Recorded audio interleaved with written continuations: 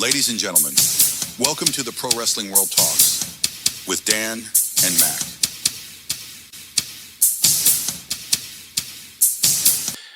Hello, everybody, and welcome to PWW Talks. I am your host, Dan, and I am joined as ever by my co-host and best friend for over 20 years, Mac. Thank you again for joining on the program this week, as we have a lot to discuss and talk about. As what we were talking about last week with LA Knight, how he was just like, hey, brother, let's get a nice haircut, brother. Let's just do it, get a title shot, brother. Brother. And then they did the same thing on SmackDown with Cody Rhodes. Yeah! And the very same 4 days after, LA Knight does this whole promo, maybe his promo that really got people noticing backstage of like, oh, we really should put a fucking rocket ship on this guy. And within 4 days of that promo, and also the fact that the fans and the audience in the Allstate Arena were buying into what he was saying, 4 days later, you do the exact same fucking thing that he was talking about in his promo. I watched that segment on Raw, and I got legitimately angry. I've heard some commentators say that, like, if Seth Rollins wins, which I don't think he's going to, No, he's not.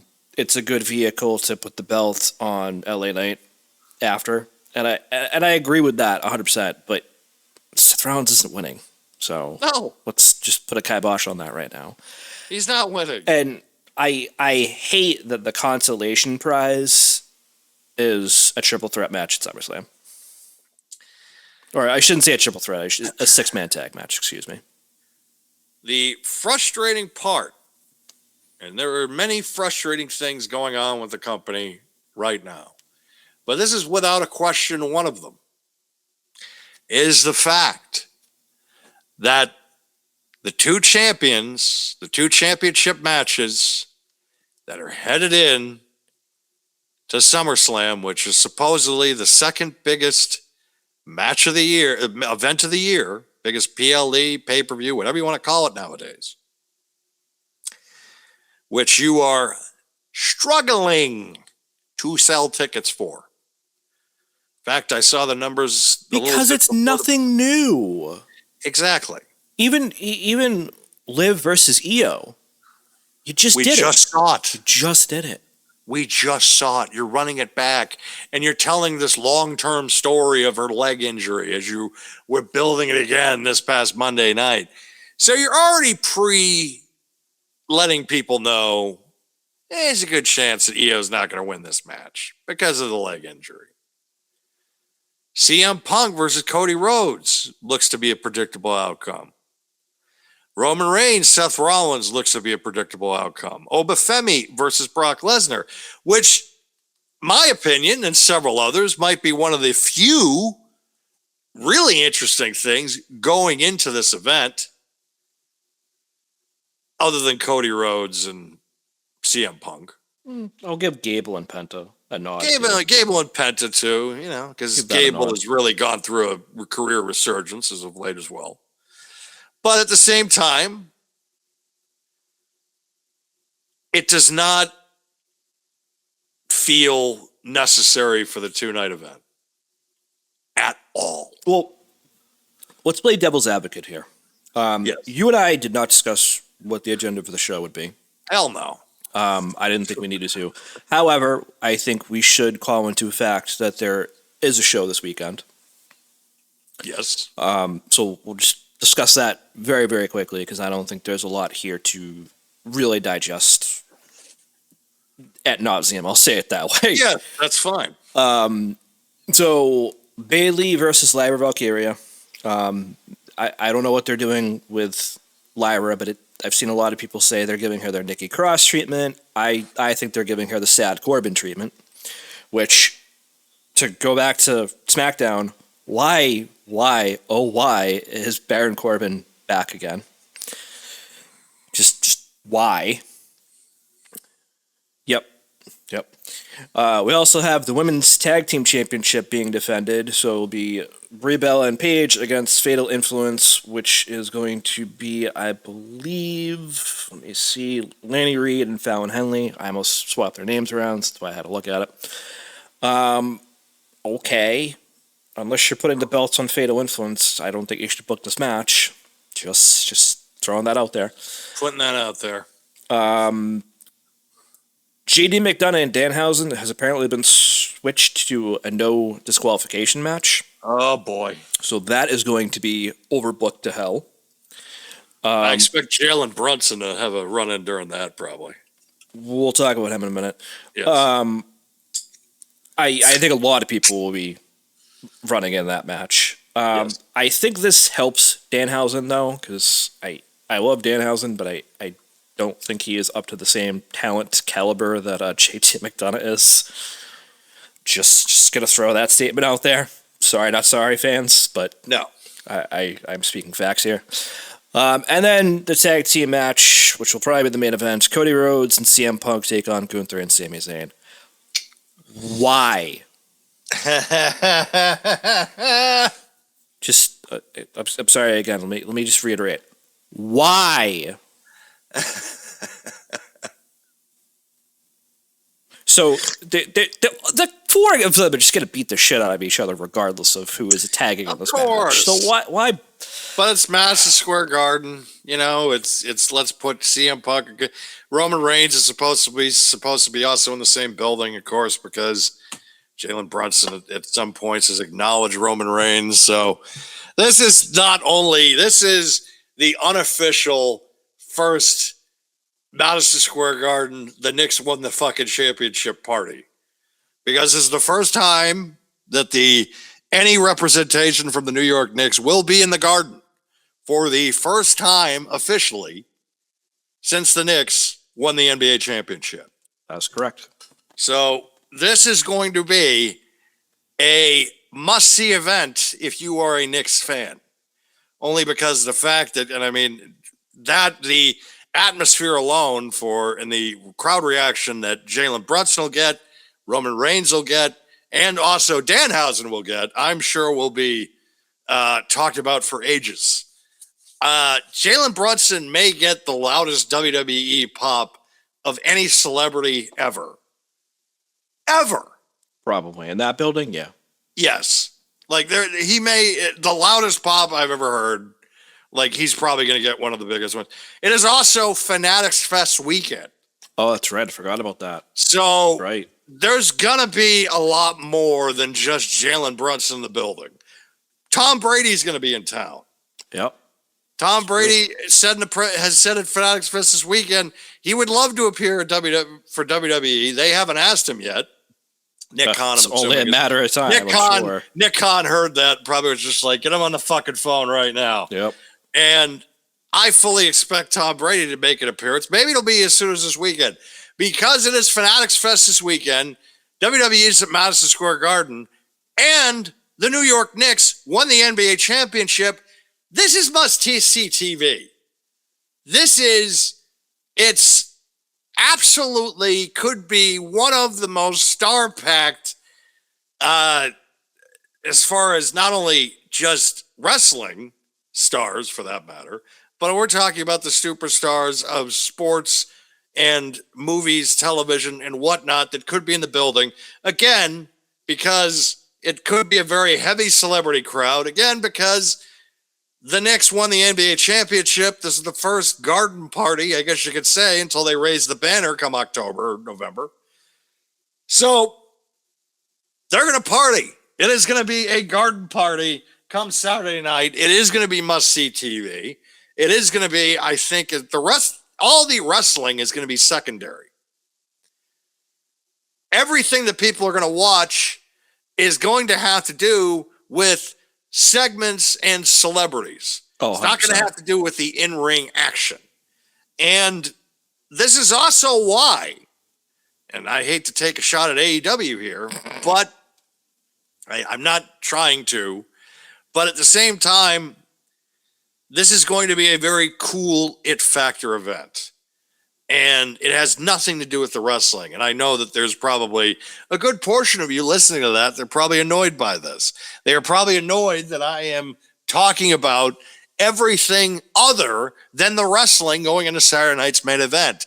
But the fact of the matter is, I don't think you're wrong to say any of that. it's that the show on Saturday night is going to be an expose for celebrities and also sports figures in the city of New York. Well, That's it. so you're right, but I would add a little bit extra context. This show is, especially for Lyra and Bailey, which I hate to say this for Bailey especially, it is a vehicle because you are missing SummerSlam. You're not booked. You're just not. As of yet. Where's Dennis? There. Because I'm not booked.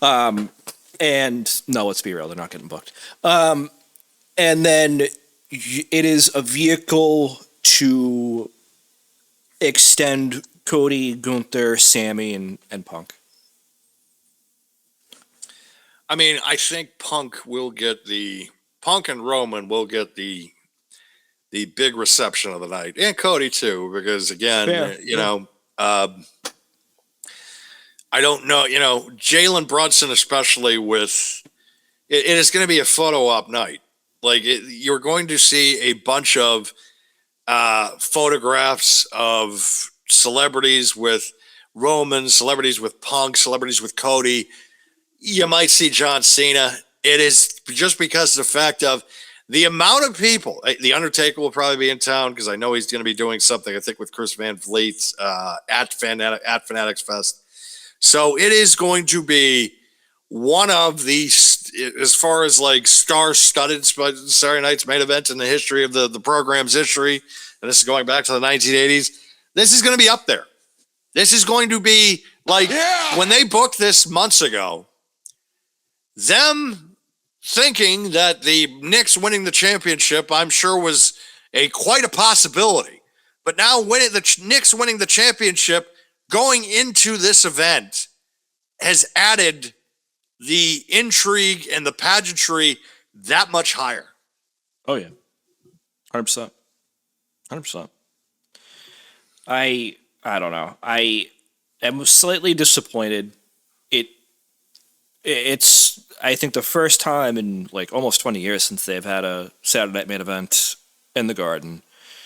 Yes, it's Fanatics weekend, like you said. Really shit. yeah. It's Fanatics weekend, like you said. It's the first time any player of the Knicks has been in the building since they won, and it's just you could have done so much with this card. Unless Jalen Brunson was at the wedding of Taylor Swift, I don't know if he was. Yeah. Speaking of things I don't want to talk about, I feel like this card is weak as hell.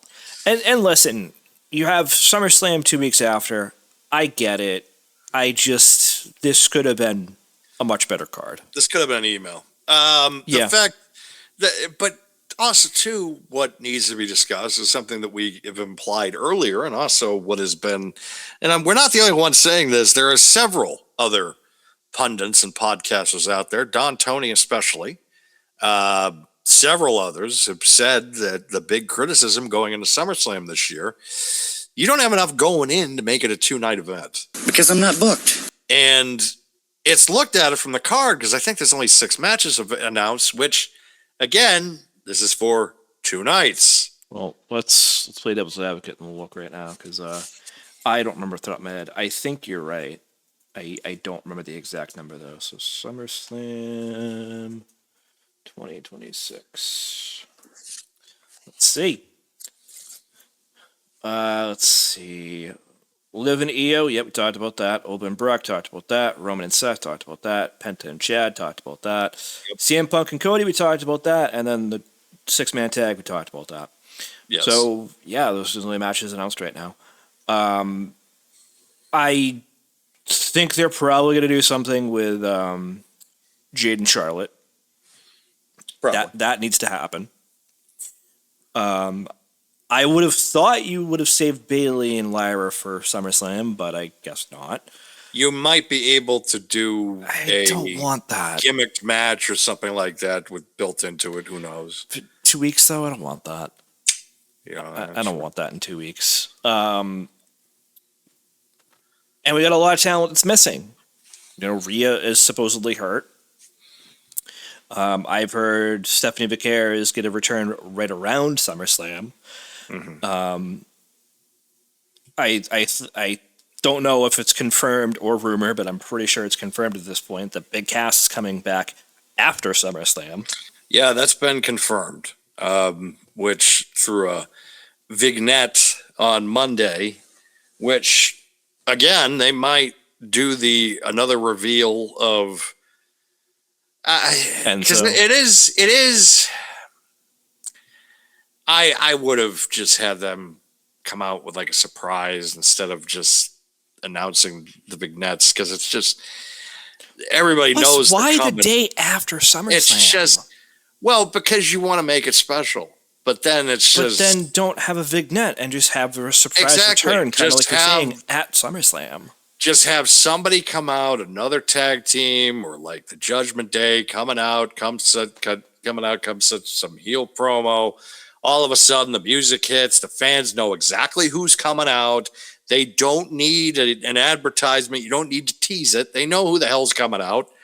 I haven't had really a time to kind of absorb that and discuss that here, because I think what's been secondary anyways, and it's not. It has been secondary. They've already confirmed it's after SummerSlam. It's already confirmed it is happening, but at the same time, it is something that kind of needs, because there is still that lingering effect of why are they doing it?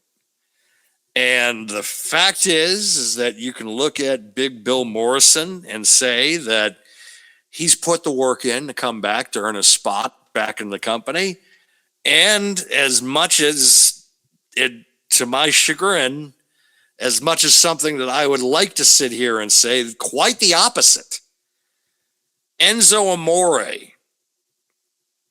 has grinded out enough to earn another shot. Yes, folks, I hate saying it too, but at the same time, I need to be able to say it. Enzo is an excellent personality, an excellent talker. The one thing that was bad with him was he couldn't work for shit. He has at least grinded it out on the indie circuit to try and make himself better. He was somebody that could have just went on TikTok and in social media and just lived off that, doing cameos for the rest of his career. But he went on the indie circuit and at least tried to carve out something and also see if he could be able to get back into the dance. And lo and behold, both guys, both of them, have kept their nose clean long enough for them both to earn a spot back. And the fact of the matter is that it's been long enough. Their sins have been repented as far as I'm concerned. People have done worse in the end. Well, I mean, and Enzo's Big Cass, yes. Enzo, not so much for me. I mean, those accusations turned out to be non-existent. I still think not he's going for kind of scumbag. Well, I know that, but he has kept his nose clean for a number of years. He has now, yes. I agree. Both of them. Yeah. Well, and Big Cass I never had a problem with. I mean, the problem with Cass is that I felt like he got out of shape. Oh, that I agree with, yeah. He got out of shape. He had mental health issues.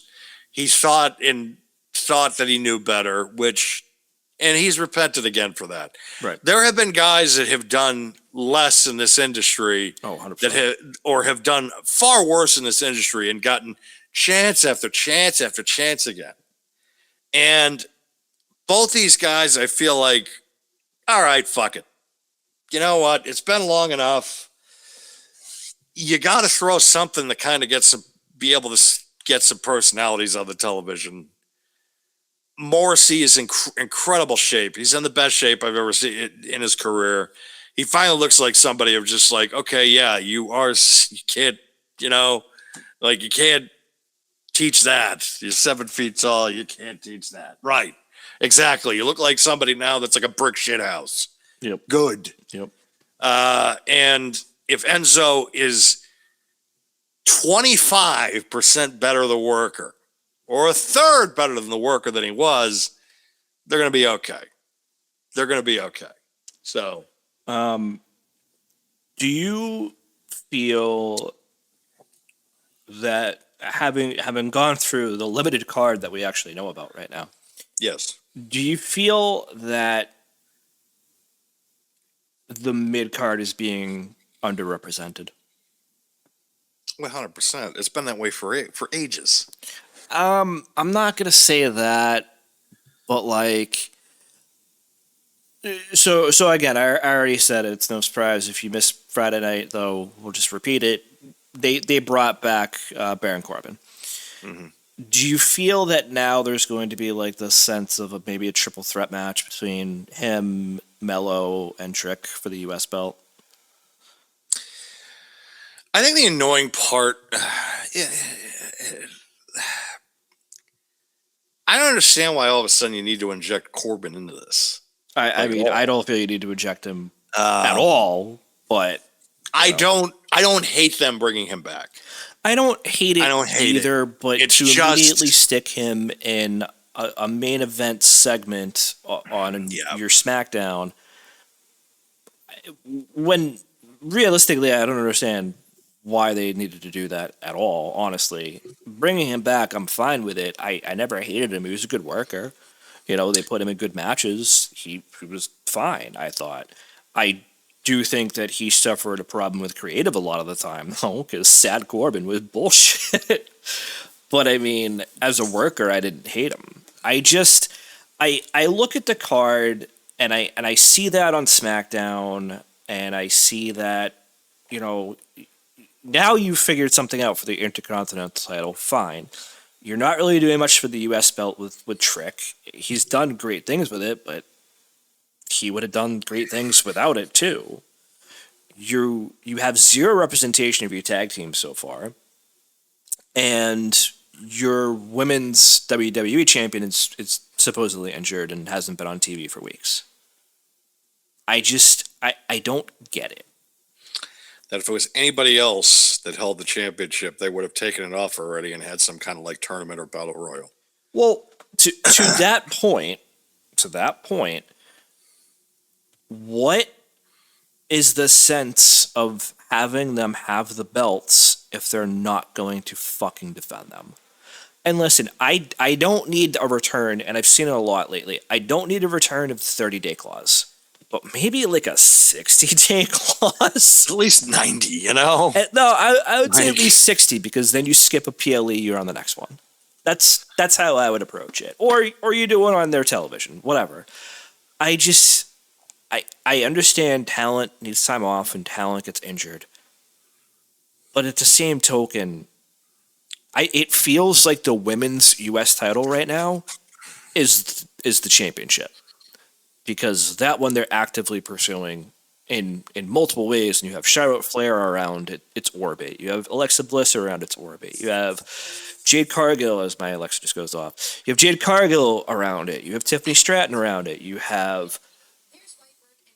Oh my God. Shut up. Seriously. Shut up. You have Michan and B-Fab with Jade, technically, in that whole scenario. Why are you going off again? You have... Oh, boys, Michan. Remember, she is single. And yes, Michan has confirmed that her and Keith Lee, have divorced. And the other woman I was thinking of was Chelsea Green, excuse me. So, again, like you have all these women kind of around the same orbit as that belt, but Rhea Ripley is nowhere to be seen. No. It's just kind of frustrating. And everybody's knocking on the door for a championship shot. And she's just like, she's off on vacation or mending with, she doesn't have to send the title back. It's like, yeah, Jack Tunney would just be like, would strip her of the title for less. You know, it's like, you've been inactive 21 days. I'm stripping the title off you. And it's like she's just holding on to the title. She hasn't been on TV in months. I don't think she's defended the damn title since WrestleMania. For that, if I recall. Actually, no, she did win the rematch. Yes. Yeah, I think it was just the one time. But she hasn't defended the title since. She hasn't been on TV since. And the championship is now vacant, in my opinion, because it's like because you have so much talent that can hold the barrier, that can hold the title. And you don't need Rhea to just hold on to it while she's convalescing if she has an injury. As somebody else can hold the title, then Rhea can get the title shot and win it back when she comes back and go back to normal. I don't understand why it's just like, oh, we'll just hold it as a placeholder. No, don't. Give somebody else a shot for a bit. Yeah, and going back to just the women mid-card in general, I completely forgot Sol Ruka was Intercontinental Champion until I just Googled as you were talking. Because all she's been doing lately is coming to save Io for the Judgment Day. Yes. Go figure. It's like... Well, you could have put anybody in the position to save Io, and it has to be your Intercontinental Champion.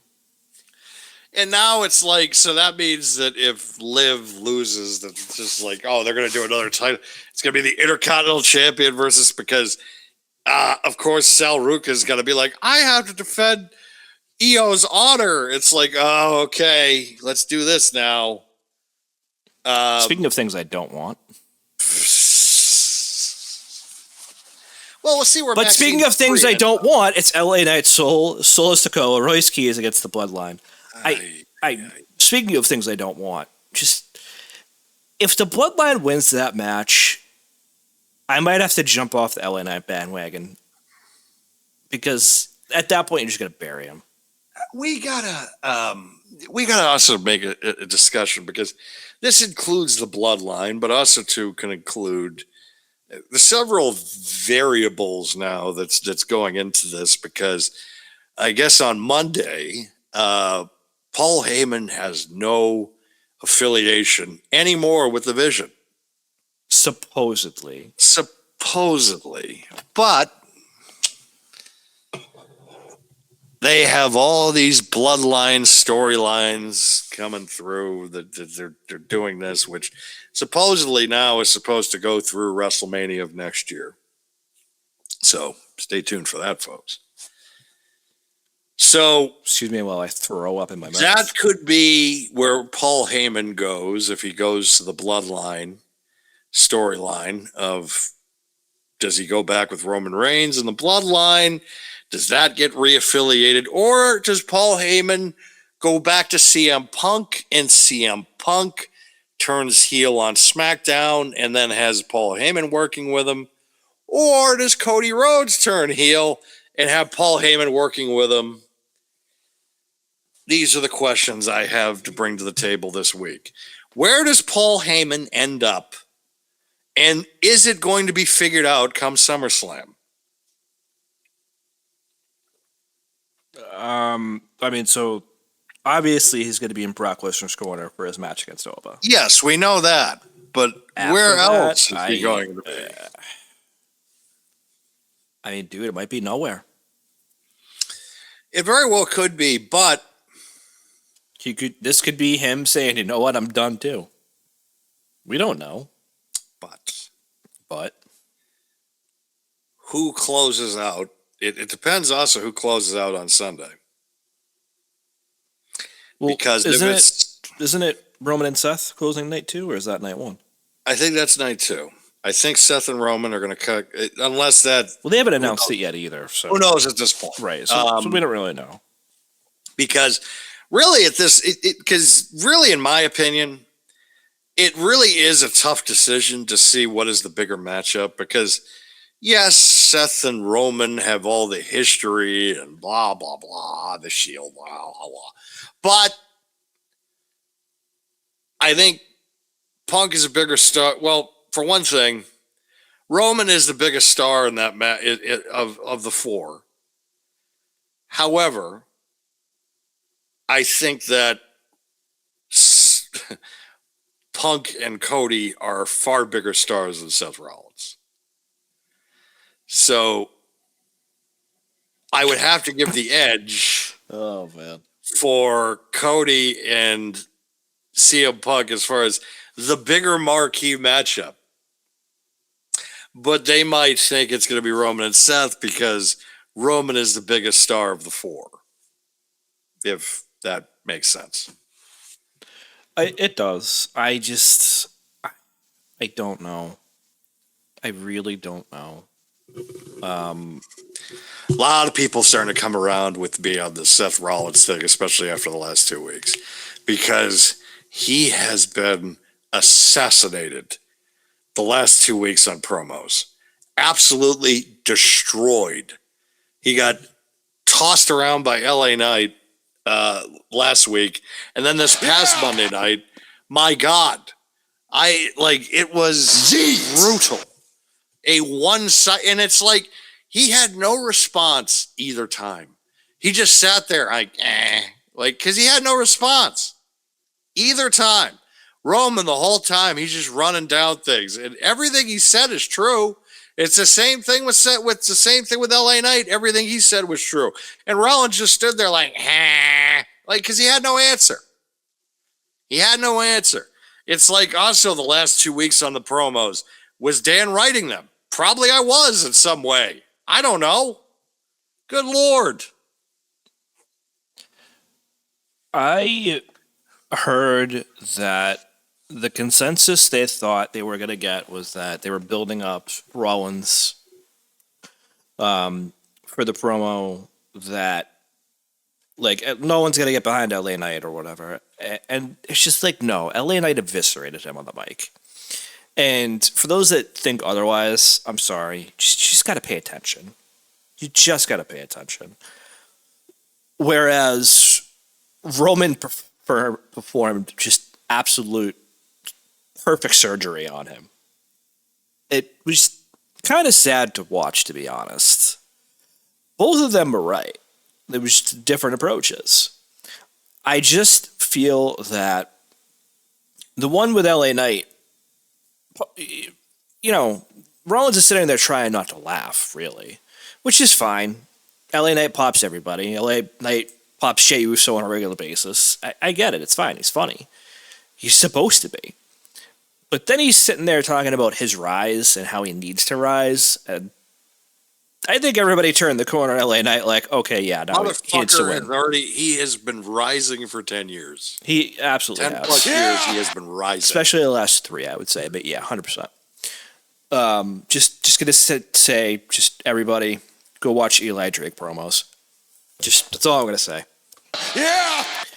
Roman Reigns, on the other hand, just like I said, he performed absolute surgery of character assassination on Seth Rollins. Just absolutely disgustingly good. It was like the killing of Alex Murphy in RoboCop. That was Roman Reigns against Seth Rollins. I was thinking something a little bit more surgical, but yeah, sure. Just absolutely destroyed him. By piece by piece. Yep, I get what you're saying. At the end of the day, it's I look at that, I look how Seth reacts, or lack thereof a reaction, really, and just attacks him, and it's okay, cool, so you have nothing to add. Great. This helps you how? I get it. You've always beaten him, or you've always, run to a DQ or something like that. You whatever. This isn't all of those times, though. And this wasn't for the World Heavyweight Championship. And regardless of how anybody wants to view that, the only thing people are going to remember about Seth Rollins is his stupid song. That's it. That's it. Seth Rollins is going to go down as Triple H's boy. That project that it's just the truth. There's no other way. There's no other way to cut it except sit there and say Triple H that this was his handpicked guy.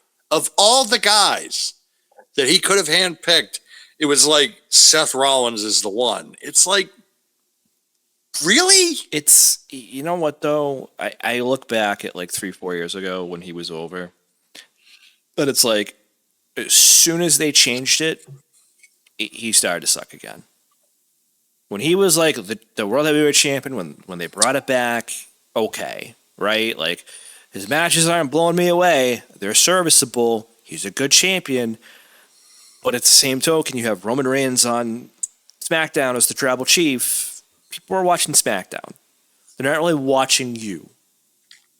And they could have done a lot more with that. They did to a certain extent. And then as soon as they got the belt off him, they're like, okay, you're going to go away for a while. We're going to bring you back as a heel. If I'm Seth Rollins, I'd be like, no. No. He let it happen, and they killed his fucking character. And even when they brought him back from injury as a face, he's never regained the momentum. Nobody cared. The second they paired him with Paul Heyman, the second that they paired him with the Vision, it was all over. Yeah. It was over at that point. Yeah. The second that he won Money in the Bank, the second that he faked an injury to win the world title back. Clever, but then, again, Roman was right. He's just like, you're going to win the title and you'll get hurt in 2 months. That's been his trajectory most of the time, except 2023, 2024, except going into WrestleMania when he tore his meniscus. But that's what has been his career. And it's unfortunate, the injuries, but also at the same time, I think people can look back on him and say, don't get me wrong, he's got a Hall of Fame career, Hall of Fame resume, which fair. I mean, he's earned a lot of the stuff, the accolades, that type of stuff. Am I going to sit there and call him like an all-time great? No. You can't build a company around Seth Rollins. You can build a company around Roman Reigns, and you can build a company around Dean Ambrose and Jon Moxley, because Tony Khan has proven building the company around Jon Moxley, because it worked. They're still in fucking business. And Jon Moxley's been one of their top stars on several different occasions. And Seth Rollins could take that personally, but it's simply the fucking truth. If Jon Moxley returned to WWE tomorrow, the place would go fucking nuts.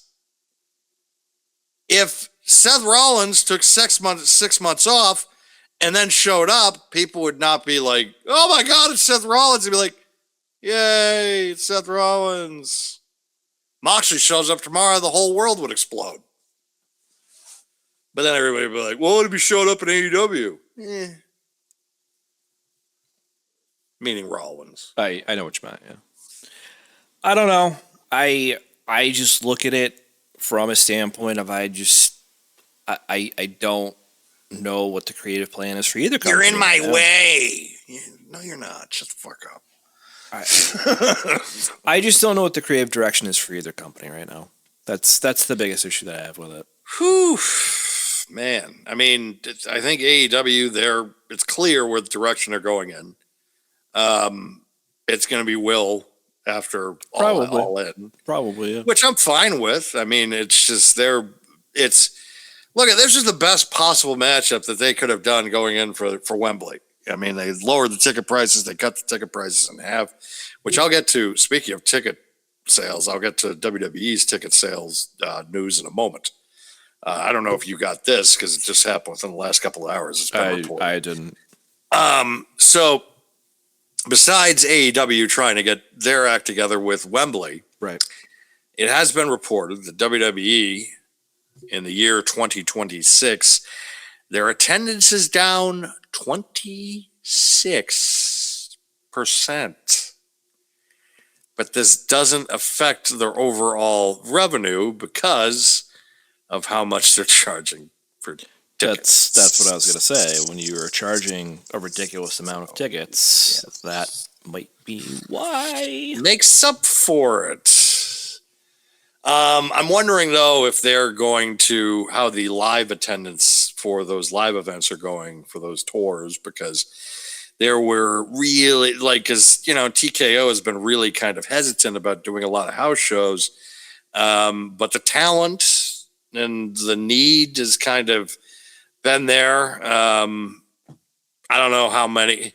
Thing about it is a lot of these guys are going to start doing less events, considering the fact of, I mean, every time CM Punk's going to a hotel, he seems to be getting harassed now by fans, which is just, Well, that's always been the case. jeez, it's gotten so much worse.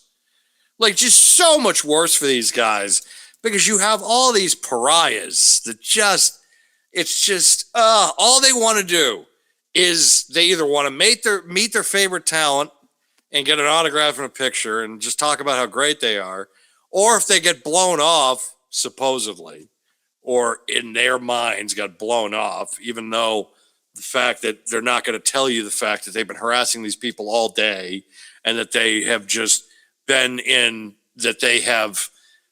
invading people's personal space all day. And no, they're not going to tell you that. They're only just going to tell you about the fact he wouldn't sign an autograph to my son. He's a dick. CM Punk lost a fan today. Wah, wah, wah. Like I said previously, people need to leave them alone. Exactly. You know, like I get it. Shit's expensive. Wah. I get it. Shit's expensive, and you know, meet and greets are expensive and all that stuff. But like, that does not give you the right to approach somebody in the street. It just doesn't. Would you do that to Joe Schmo? No, you wouldn't.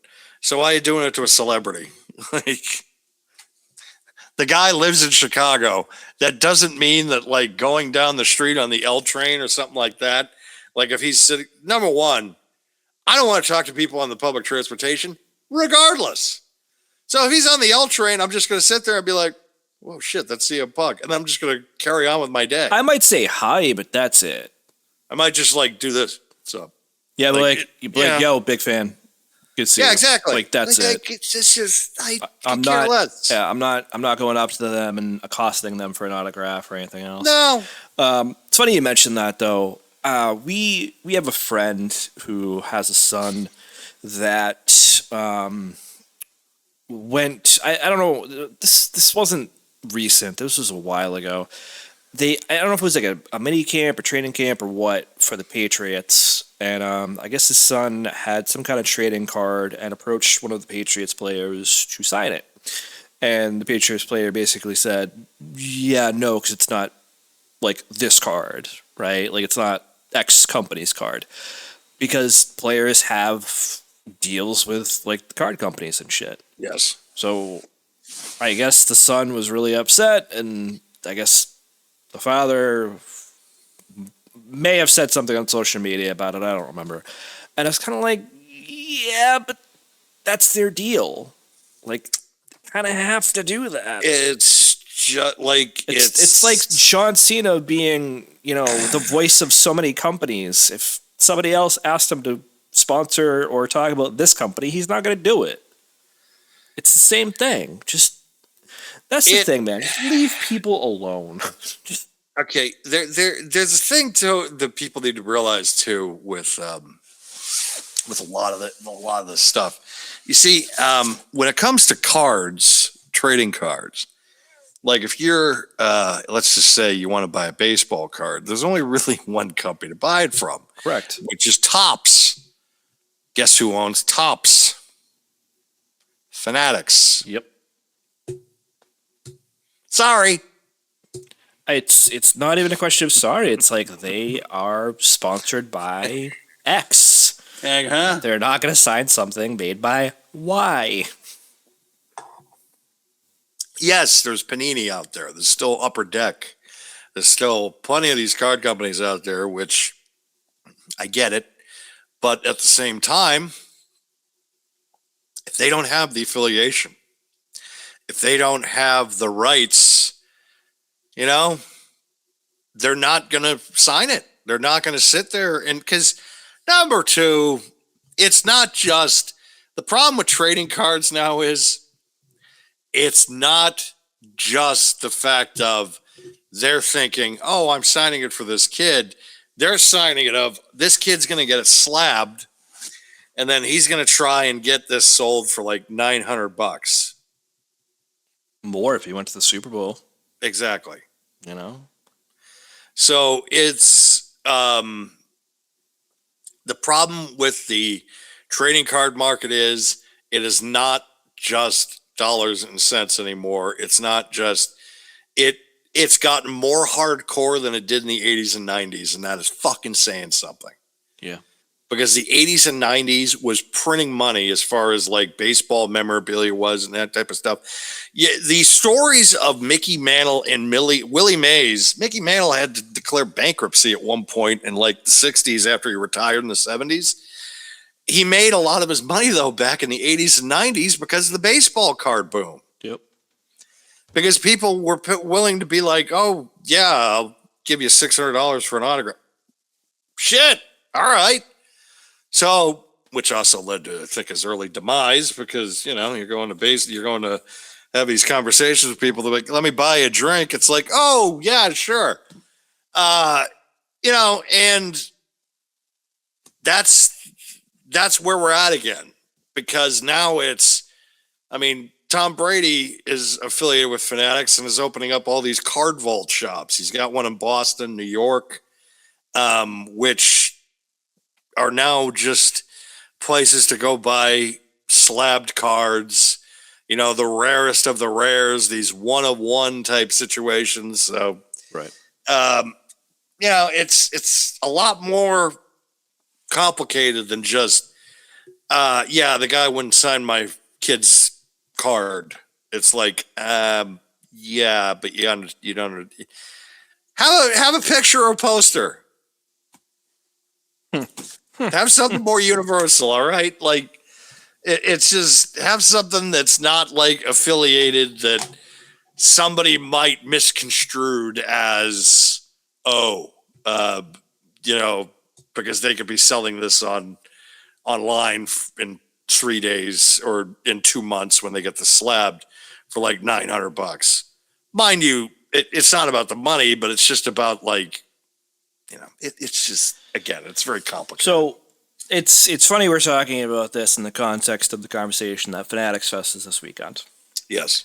So I just Googled it. I'm on tickets.fanaticsavants.com, I think it's called. This is how crazy this is. So I'm not even looking at anything other than to get in. If you were to go on, so most of the days are sold out, by the way. I'm just going to tell people that now, especially when it comes to multi-day, which I don't know why people would want to spend more than 1 day doing this, but that's okay. I'm not those people. If you went Friday, it is $81.54 for a ticket. If you went Saturday, it is $93.19. You're muted. That's just to get in the door. Yes, these are just tickets. Can we also go through the guest list? If I can find it, we will. Thursday is sold out, so that's why I'm saying starting with Friday. So it's Thursday probably the Sunday. cheapest day. Probably was. And then Sunday is also $81.54 like Friday. These are adult tickets. So a kid single admission is infinitely cheaper at $35 basically per day.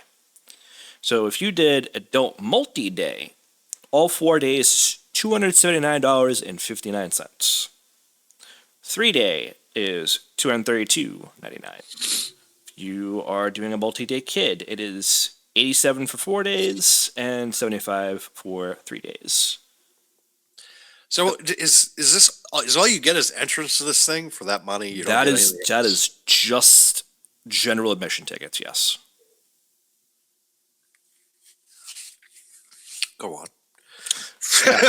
Yeah, pretty much. Let's see. So it says, expect appearances from over 500 of the biggest names in sports and culture. More names dropping soon. 500 plus athletes and celebrities. A live panel podcasts. So I guess maybe that's why I would go for 4 days, because they're going to have different panels and pods, I guess. Right. Major leagues and teams. 250 plus card dealers. Of course. FIFA World Cup 2026 press conference and watch party. Okay. Free photo ops, a tailgate zone, Fanatic games, and exclusive merch. I wonder what the photo ops would be. So in the picture, they have a picture for each one, and the picture is Rey Mysterio. Funny enough. Oh, funny enough. So I can't. I don't see anywhere where I can click that it has a fervent list. I'm gonna try to see if I can find a different one.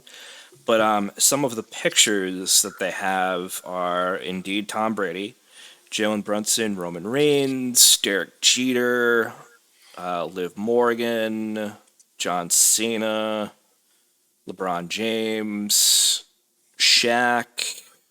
Trying to remember all these other names too. So they do have quite a list of I wonder if people. LeBron is going to announce his free agent destination this weekend as well. I highly doubt it. So it does tell me to go to this website to see. So let's see. Okay, so Thursday. Let's see. So I'll go through some of the events. Why not? Thursday is just something. I don't even know what that is. So it's literally one event. It doesn't tell me who it is. I'm not going to bother reading that. So Friday is Jonkic, Alex Morgan, Derek Jeter, and a few other people. At looks like 10:30. At 12 is LeBron James, Jokic again, Maverick Carter, Stilo Brim, and Travis Bennett. 1:30 looks like Anthony. Yeah, 1:30. Anthony Edwards and Tyler Rooks. Excuse me. At 2:30 is David Beckham and a few other people. And it looks like 6 o'clock is like a FIFA World Cup thing. On Saturday, funny enough, is Jalen Brunson, Roman Reigns, Ocho Cinco, Shannon Sharp, and Joe Johnson. Jalen Brunson will be back at 12:15 with Carl Anthony Towns, Josh Hart, Mikal Bridges, and Taylor Rooks again. At 1:30 is Kevin Durant, Indy Neverett, who was in that Obsession movie or whatever it was. Oh, yeah. Mark Grisby, Tyler Ball, Katie Nolan, and surprise guests. At 3, and this is again on Saturday, is Draymond Green, Tiffany Haddish, Dominique Wilkins, and I can't read that name. It's really small print. I apologize. At 4:30 is name I can't pronounce. Nigel Sylvester, Lala Anthony, Noah Lyles, Maria Taylor, and Jordan Childs. And at 6 is Gilbert Arenas and special guest. Okay. Okay, Sunday looks pretty cool. It's Cam Skidaboo, Jackson Dart, Eli Manning, Jason Moore, and Michael Wright. And at 1:30 is the WWE SummerSlam kickoff with Michael Cole, Peter Rosenberg, and assorted WWE stars. Oh, God. And then they have a match day FIFA World Cup again to close it out at 3 p.m. on Sunday. Let's see. So I'm going to click on this. So that's the theater, and then they have a bunch of other stuff going on too during these days at Center Stage, the Outfield Stage. There's a Dick's Sporting Goods podcast stage, and then there's a Home Team Village stage. There's a lot of stuff going on. It's just I was reading from the theater, so let's see. So yeah, they have. You have to click around to see it, but you have. I'm just gonna go through a bunch of these. I'm gonna scroll because there's so many names.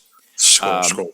AJ Styles will be there. Alexa Bliss will be there. Andrew Jones, Bernie Williams, Charlotte Flair, Jacob Fatu. I'm literally just scrolling, so I'm cherry picking. Rhea Ripley, Roger Clemens, Tiffany Stratton, Tyrese Halliburton, Trick Williams, Max Fried, Jorge Posada, Hillary Knight. Fuck you, Posada.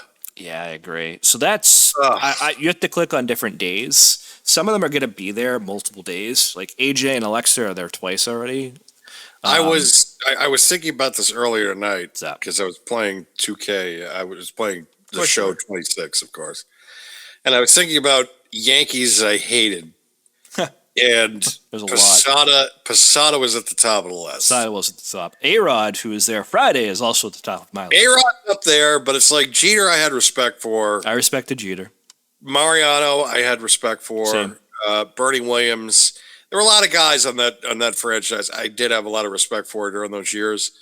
But Posada was one of those guys that was just like, fuck you and everything you stand for. And I don't understand why, because it's like, all right, he was an all right player, but it was like he always killed the Red Sox, and on top of that, his face, I just wanted to punch it. Yep.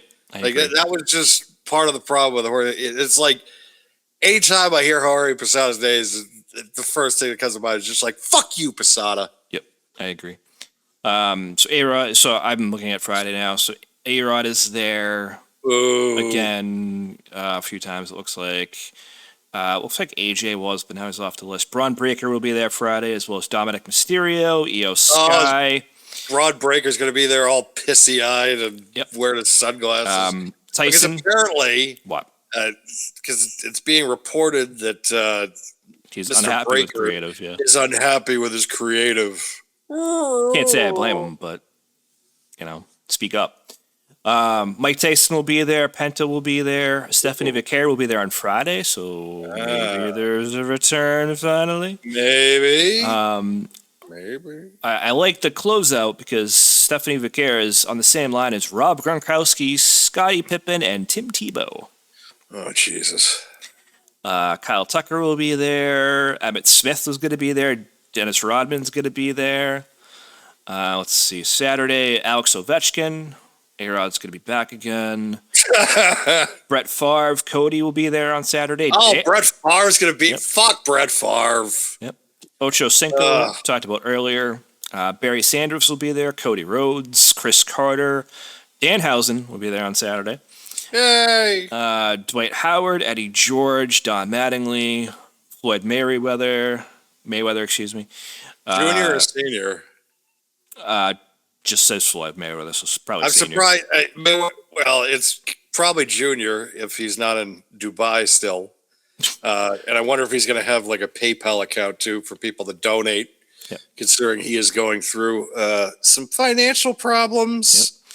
Jerry Rice, Jim Kelly, Joe Montana, a couple of the Knicks players, Jose Alvarado and Jordan Clarkson. Joe Hendry will be there. Oh, my God. Dr. J, Julius Erving is going to be there. Klay Thompson, Keith Hernandez, Livy Dunn, okay. Deuce McBride. Keith Hernandez is going to be trying to hit on every single WWE female. Well, funny enough, because the next names that I came across was Nikki Bella and Brie Bella. Oh, yeah. Yeah, that's going to be right up Keith Hernandez's alley. Yep. Those Patrick Kane, Odell Beckham Jr., Patrick Ewing is going to be there. Randy Moss. Patrick Kane, girls might want to stay away from him. Undertaker and Trish Stratus are there on Saturday. Allegedly. Well, that's what it says. No, I'm just more of the Patrick Kane comment. Allegedly. CM Punk will be there on Sunday, as well as Becky Lynch. CM Punk is sold out. Darrell Rivas, Jade Cargill will be there. Jerome Bettis, Liv Morgan, who's sold out. Jimmy Uso, LA Knight, Obafemi, Matthew Barzell. Oh, Seth Rollins will be there. So, I know I threw out a lot of names at you, but again, as we kind of mentioned earlier, the price that I mentioned earlier was just to get in. Yeah. You have to pay extra for these things. These celebrities, yes. So, and funny enough, shut up. Hold on. But let's clarify, because there is fine print, apparently. For the New York Knicks, limit one autograph ticket and one photo op ticket per talent, per individual customer. Purchasing multiple Fanatic Fest admission tickets does not increase this limit. Each photo op ticket is valid for up to 4 participants per photo op, excluding the talent. Each autograph ticket permits entry to the line for the ticket holder and one guest only, for a maximum of 2 people per line per autograph ticket. So if you want more, especially when it comes to the Knicks, you are shit out of luck. Wow. So out of any of those people that I mentioned, and maybe some that I didn't, who do you want to know the price for? Let's start with Darrell Revis. Okay. Because, he's a legend, all-time great. Won a Super Bowl with the Patriots, a Jets legend. Hall of Famer. So where does he fall? Okay. So there's multiple prices. Okay. So I want to make that clear. And again, for those that have never gone to Fanatics Fest, we're kind of opening the door a little bit here. We don't really do this all the time. So there's be a lot of information to throw at you, especially if you are interested in attending. So for Darrell Revis, a photo op is $130. You can have selections here. Email me a JPEG copy, adds $14.72, including $1.22 in fees. If you want additional prints, it is $16.35 each. If you want an 8x10 plastic photo protector, it's an additional $5. Now, that is just for a photo. Let's talk about autographs. For a standard autograph, the items you can select are a mini helmet or flat up to 16 by 20. Most people are going to have like an 8 by 10, let's be real. Right. It is an extra $125 for a standard autograph. Now, if you want a James Spence authentication, it adds $16.35. If you want an inscription, which is up to 3 words apparently, it is an extra $70. So It gets better. You can also, instead of the standard autograph at $125, you could pay an additional $27 at $152.60 for a premium autograph. Items that may be autographed are footballs, jerseys, and full-size helmets. Now, the same authentication inscription I just mentioned, those are the same prices for also the premium autographs as well. let's go to Joe Montana. Okay. Back up a little bit here. I gotta go back. So Darrell Revis, an all-time great. You can make an argument. Okay. So Joe Montana, for non-wrestling fans, Montana is the greatest quarterback. in many people opinion, he's in the discussion as one of the greatest quarterbacks of all time. He's in the discussion. He's not in the discussion. He is the greatest of all time. Okay. Brady? Tom Brady. Still Montana. Oh. That's going to piss some people off locally. I'm sorry. What's Tom Brady's Super Bowl record? What's Joe Montana's? I rest my case. Fair. I'm not sorry. Okay. So photo op with Joe Montana starts at $310.65. Now, Sure. I was laughing because of that, but then I scrolled down and I started laughing again. So we'll get to that because there are more options with Joe Montana. Okay. So again, if the same email me a copy, I want prints and hot flips and whatever. Those are about the same price, 14, 16, 5. You add that on top of the photo op price of 310, right? So you could incrementally increase this. A standard autograph, the items that you can autograph are mini helmets, non-rookie cards, and flats. There's no stipulation on the flats like there will with Darrell Revis, but again, you're probably thinking like an 8x10 for that. Yeah, 11 by 14 up to like 16 by 20. Yeah. Right. Standard autograph starts at $299.75. So it's slightly less than the photo op, but not by much. How is an autograph less than a photo op? I don't know. However, you have more options with Montana than you did with Revis. So the inscription up to 3 words still is an additional $163. Personalizations or, in quotes, 77 champs inscription. is an extra $218. Super Bowl MVP year's inscription, an extra $327. I Left My Heart in San Francisco inscription, an additional $654. Jesus Christ. So what? So that goes over $900 if you want that inscription. I left my heart in San Francisco, and it's going to cost you $1,000. Yeah. Fuck you. Just about. And I'm not saying that to Joe. No, I understand. I'm sure he didn't set the prices. The James Fent authentication is the same price, $1635. Yeah. Premium autograph, same as Rebus, jerseys, full-size helmets, footballs, $365. Let me just verify this before I spat out the mouth. The personalization, the inscriptions, those are all the same price. So 163, 218, 327, 654, and then the authentication, depending if you want that, is $1635.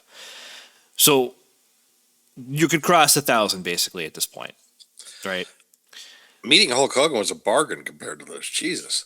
So here's where it gets a little bit extra. I mentioned those. One sec. Okay.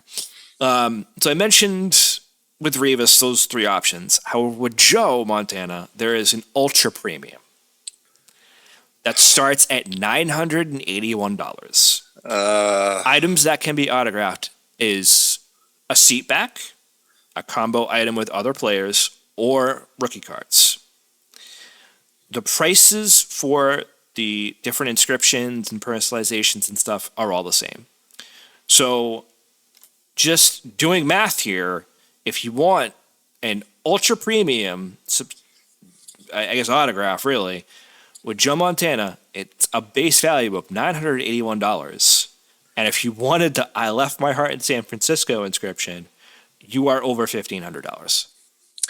And on top of that, I mean, in the seatback thing, which people are probably like, what's the seatbacks from? Well, if you had one from Candlestick Park, Right. Which was in San Francisco, where he was a 49er. Okay, let's talk about WWE ones, I guess. I already pulled up The Undertaker first. Yes, let's talk about The Undertaker. Undertaker is not doing any signings. He's just doing photo ops. Okay. It starts at $283.40.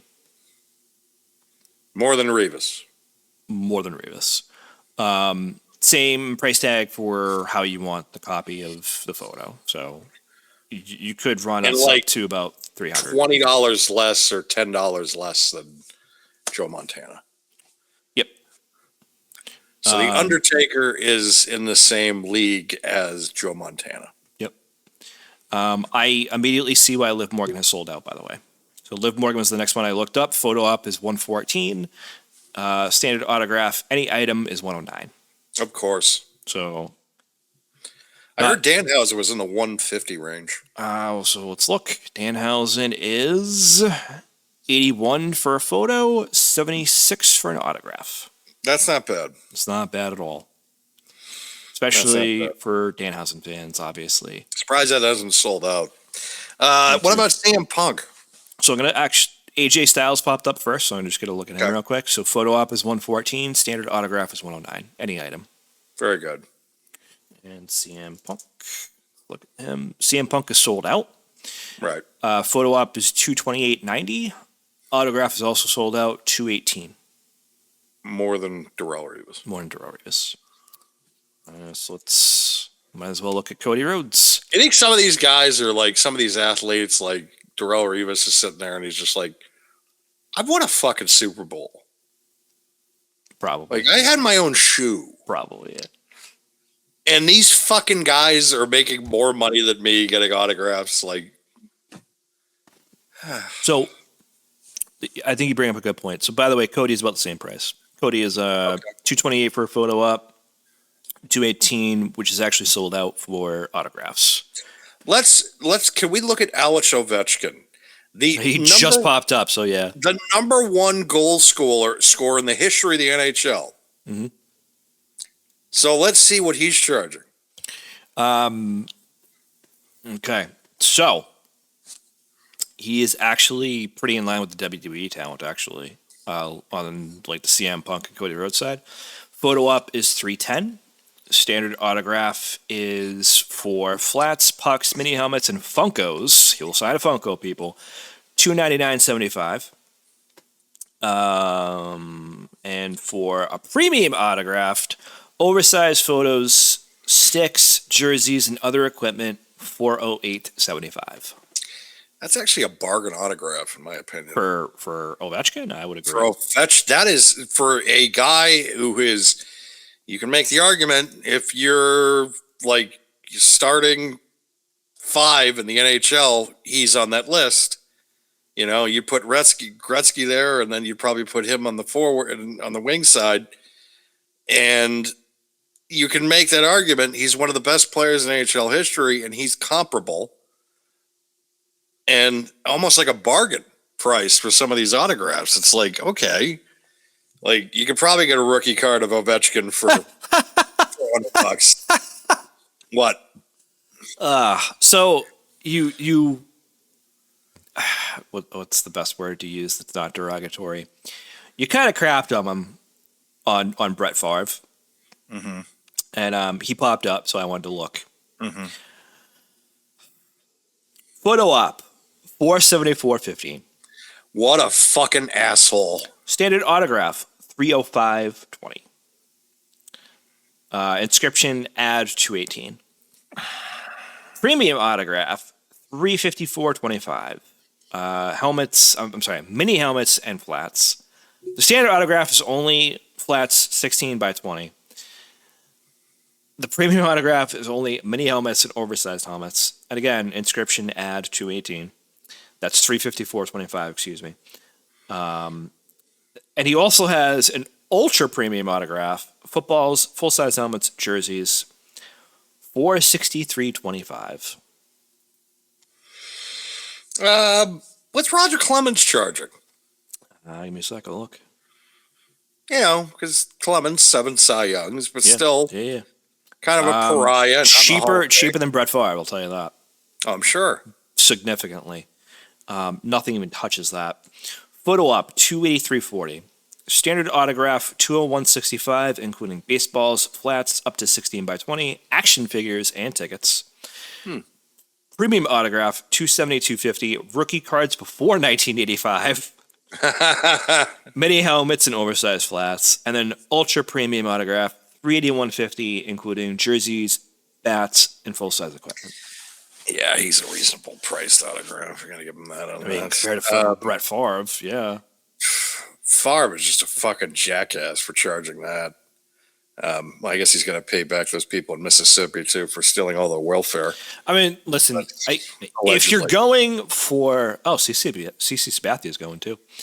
What's CC's prices? I mean, he's a new Hall of Famer. New York Yankees legend. I would say just as reasonable. $265.15 for a photo op. $272.50 for a premium autograph. I don't know why it's listed that way. Jerseys, bats, and equipment. The standard was $245.25. Baseballs, cards, and flats. I hope Brett Favre, no one shows up to see him. I mean, I hope his line is short as shit. Like, what's Emmitt Smith? Emmitt Smith, all-time leading rusher in NFL history. Before I check him, give me a sec, because I just saw somebody we all love. Okay. And that is Big Papi, David Ortiz. Yes. David Ortiz is a little bit more expensive. I feel he has every right to be, though. A photo op with David Ortiz is $348.80. Standard autograph is $337.90. Baseballs, cards, and flats. $392.40 will get you a premium autograph on a jersey, bat, or equipment. An ultra premium autograph, which is anything related to 500 home runs, and multiplayer signed items at $463.25. I don't hate it. No, I don't hate that either. Just saying. He deserves it. Yeah. 100%. So you said Emmitt? Yeah, Emmitt Smith. Okay. Emmett's actually kind of in line with Big Papi, I would say. A little bit cheaper. Photo op is $316.10. Standard autograph on flats, mini helmets, or a card is $305.20. A premium autograph on a full size helmet, a jersey, or a football is $359.70. Guys like Sabathia, Montana, Emmett Smith. I mean, I those guys, and Clements too. I got to throw in that category. Even Darrell Rivas, I feel like are charging, reasonable prices to be able to meet your heroes, and then you have somebody like Brett Favre who fucking jerk off, just an absolute fucking jerk off. And then also you can make the discussion. Well, dude, Jerry Rice is even cheaper than Brett Favre. Of course he is. What's Jerry Rice? I just had it too. Hold on. I'm looking at like a bunch of them now. You can meet one of the greatest goal scorers in NHL history also at reasonable prices. Yeah. Jerry Rice, $283.40 for a photo op, $218 for a standard autograph, which is a mini helmet, a white panel football, flats, or a Funko Pop. Premium autograph, $272.50, jersey, full size helmet, or Duke footballs. Wow. Trading cards. That's kind of weird. Okay. You could get a trading card signed for $327. There you go. I think it's kind of weird you have that separate, but I kind of also get it. Resale value and everything. Yes. Some of the WWE talent I actually just looked at while we were talking, though, specifically Jade Cargill and Jacob Fatu, are both under $100. That's surprising, especially for Jade, considering the fact that she's, become more of a main crossover, mainstream kind of star. Actually, I do have one. Rhea Ripley. She's about 150 or under. I looked already. Wow. Yeah. Shit. Joe Hendry is under 75 for both. That's good. Jimmy Uso is under 100. Jay Uso, 137 and under for both. Okay. Let me go back to Rhea because I think that's a good one to talk about. So Rhea, I gotta type them all in. Under 175 for both. Photo op 168.95. Standard autograph, any item 163.50. What about John Cena? I don't think he was listed. Or he's not signing. Him and Tom Brady were not listed. I did look for both already. Brady doesn't do signings. That's not surprising. Yeah. Let's see. Allen Iverson, 201 for a photo op. Autograph 190.75 for cards and flats. Premium autograph. Basketball, jersey, shoes, and other equipment, $218. That's a fairly priced autograph. For Iverson, yeah, I would agree with that. Is Shaq doing a signing? I don't think so. Let me look. Charlotte Flair under 100. That's good.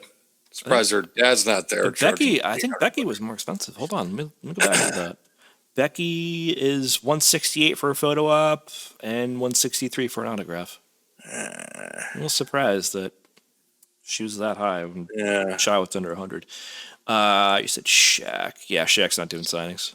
Okay. Jeter? Yeah, he was there. Let's suck.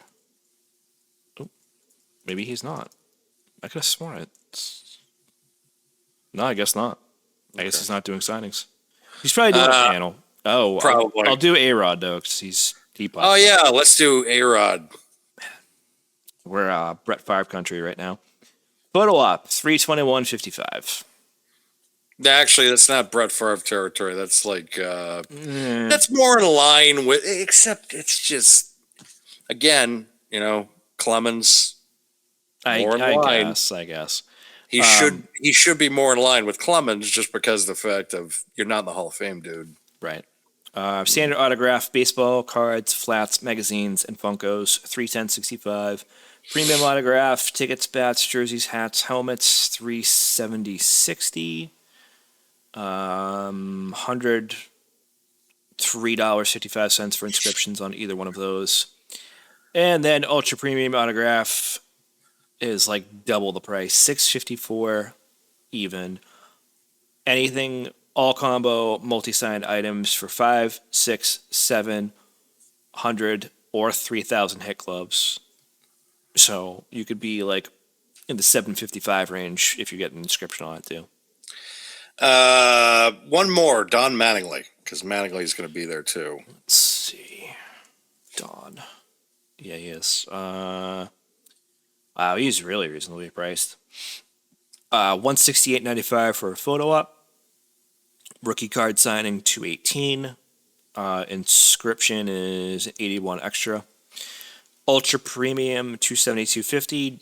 Jerseys and bats. Premium autographed on oversized flats is 196, and a standard autograph for all of those things, baseballs, non-rookie cards, and flats 11x14 is 163.50. Another reasonable autograph. Yep, I would agree. So yeah, I mean, listen, you you could get some decent talent, whether it be in the sports world or the WWE world. We didn't look at Braun Breaker, we might as well. Braun Breaker under 100 for both. Okay. 81.75 for photo op, 76.30 for autograph on any item. He is going to be so pissy at that fucking signing promo. I don't know, man. I don't know that he will be. Oh, we didn't look at EO. Under 100 as well. 92 and 86. That's a reasonable price for you. I agree. Charlotte is surprising under 100. Ooh, LA Knight, I forgot about him. Under 100 as well. Photo op 92. Yeah. And autograph 87. Last year at Fanatics Fest, WWE were actually doing better than a lot of the athletes as far as numbers is concerned. I've always said you can make the arguments because they were probably charging significantly cheaper. As we've learned 168 for the Bellas. For both of them? Yeah, that's funny. Oh, it does have them listed as Nikki and Brie Bella, so yeah. That's funny. No signing. Oba is not signing either. He's 81.75. Oh, for a photo? Yep. Okay. Mike Tyson is not signing. 228 for a photo op. It's not bad. No, I don't think it's that's not bad bad for Tyson. No, I don't think so. I just want to see if there's any other WWE talent we talked about, but didn't really.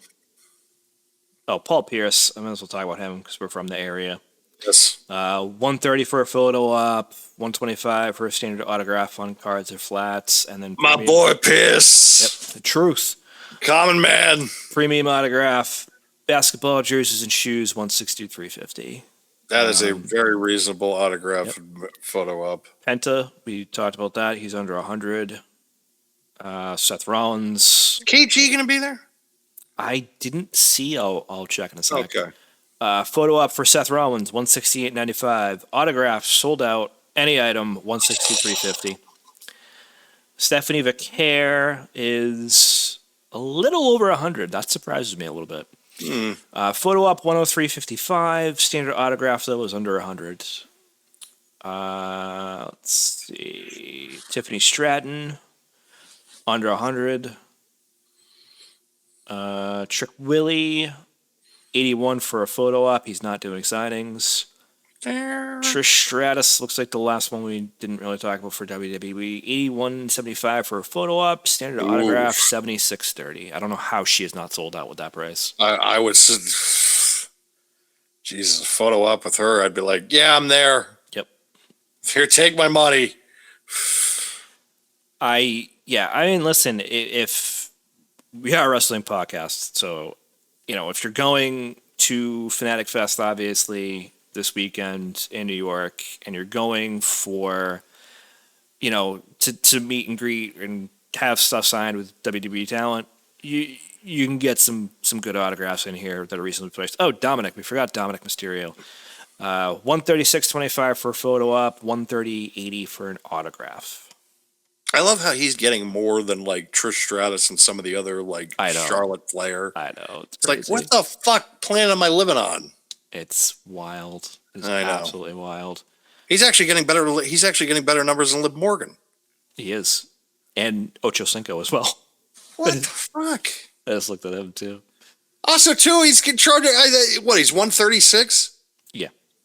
I think Paul Pierce is like 120. Yeah. What the hell? Oh God! Who would have thought that would happen 5 years ago? Nobody. Not me. Nobody. Not me. Nobody. Not fucking me. Not anybody. This is All right. crazy, man. But yeah, I think mean, listen, if you go for that, I mean, you can get in for a somewhat reasonable price. You can get some of these talents to sign your merch or take photos with them for a somewhat reasonable price, depending on the talent. I don't think that's awful. And you get to see other, people have fun and other talents from other, from podcasts. Obviously, they're going to do podcasts from there. Other talent from the sports world. Obviously, it's not a bad show. No, a friend of ours, a mutual friend of ours, and I have been going back and forth on Fanatics Fest. He keeps bringing it up about just like, they're charging ridiculous prices. Boo-ran. It's just this. It's just this. He's like, I don't want to pay this, blah, blah, blah, all this. It's like, come on. I mean, listen, I wouldn't either, but, having gone through some of the prices, I don't think some of them are reasonable. You know? Like for you specifically, and for him, I guess too, right? Like who collects some of this merch, and especially like the action figures, if you will, getting that signed by, if you have a Cody figure, you get it signed by Cody, or a CM Punk figure, you get it signed by CM Punk. Whoever else, obviously, that I'm not going to name drop because there's already so many names. That's pretty cool, right? Like, that's pretty cool to get that stuff signed. It increases the market value of that item then at that point if you ever want to sell it. I don't think that's awful. And if you don't, it's something memorable. You have that experience now. You're not going to do it with everybody. You're not going to, you're not going to shell out $300+ for Brett Favre. So why not, I wouldn't give him $10, in my opinion. I wouldn't give Brett Favre a fucking nickel. Like, he doesn't deserve a goddamn dime. I would have just led with I wouldn't piss on him if he was on fire, but that too, yeah. There's a whole bunch of things I could say about Brett Favre that's just like, never one of my favorite people, never will be. Nope. But what can you do? Nope. Anything else we wanted to add on to tonight? No, I think we already diverged heavily on. We diverged. If you're going to Fanatics Fest, enjoy your time. Don't spend too much money. If you're going to Saturday night's main event, enjoy your time. If you're there because of, you want to celebrate the Knicks, Jayla Brunson being there, fantastic. I know probably some of you have been still drinking for the last month, which, hey, good for you. Why not, right? So enjoy it this Saturday night. Again, people, this is a wrestling podcast, of course, but I have to be honest with you. This Saturday night is not about wrestling. It is going to be about the championship celebration for the New York Knicks. That's a WWE sponsored event. That's what this Saturday night's going to be, especially with Fanatics Fest and the amount of celebrities and athletes that are going to be in town. It's going to be a star-studded night. So, but be prepared. It's not going to be really a wrestling-centric television show this Saturday night.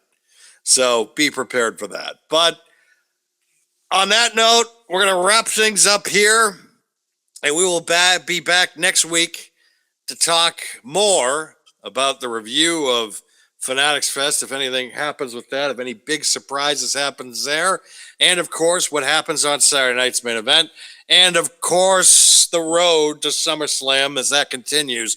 Will more matches get announced? Will more news be happening, more signings, more surprises? We will all find out in the coming week, and we will be back here next week to talk about it.